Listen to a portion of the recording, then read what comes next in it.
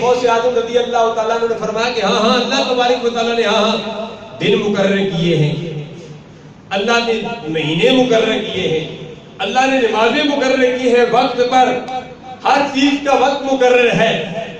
دنیا سے بندہ دنیا میں آتا ہے تو وقت مقرر ہے، دنیا سے جاتا ہے تو وقت مقرر ہے۔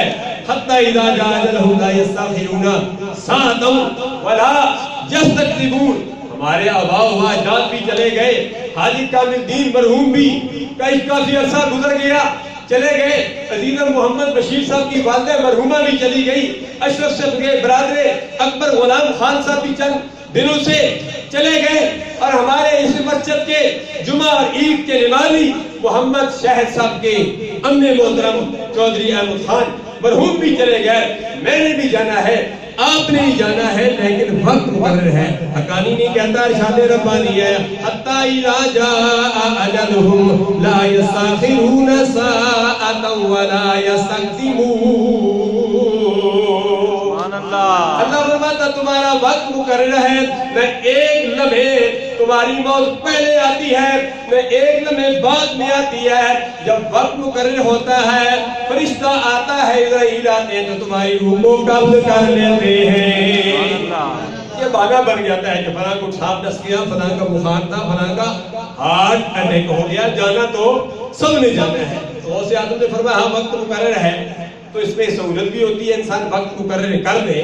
تو ہم نے بھی جاری شریف کے لیے آج کا دن مقرر کر دیا، کوئی دعوت عام نہیں دی، کوئی مختصر سی محفل دی۔ اسی طرح میں نے روحانی طور پر بھی ایک دن مقرر کیا ہوا ہے، سوموار کا دن، تاکہ آنے والے کو کوئی تکلیف نہ ہو، انہیں پتہ نہ چلے کہ حقانی صاحب وہاں ہی آستانے پر ہوں گے، ملاقات ہو جائے گی، سہولت ہو۔ تو حضور غوث اعظم رضی اللہ تعالیٰ عنہ نے بھی ہمیں بھی یہ درس دیا، وقت مقرر کیا کرو۔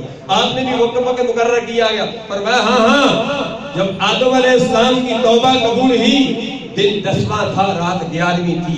نوح علیہ السلام کی کشتی جب جولی پہاڑ پر ٹھہری دن 10واں تھا، رات 11ویں تھی۔ جب حضرت ابراہیم خلیل اللہ نے اپنے لخت جگر کو رب کی بارگاہ میں قربان کیا دن 10واں تھا، رات 11ویں تھی۔ جب موسیٰ کلیم اللہ کو طور کے مقام پر توریت ملی دن 10واں تھا، رات 11ویں تھی۔ جب امام علی مقام رضی اللہ تعالیٰ عنہ اپنے بھائیوں، بھتیجوں، بیٹوں، اپنے بھائی عباس علمدار کو رب کی بارگاہ میں پیش کر رہے تھے، پیش کرنے کے بعد خود بھی پیش ہو گئے، شہادت کا مقام پا لیا۔ اور میں دن 10واں تھا، رات 11ویں تھی۔ ہم بھی یہی دن مقرر کرتے ہیں، جو بھی فرمایا میرے آستانے پر آئے گا وہ خالی واپس نہیں۔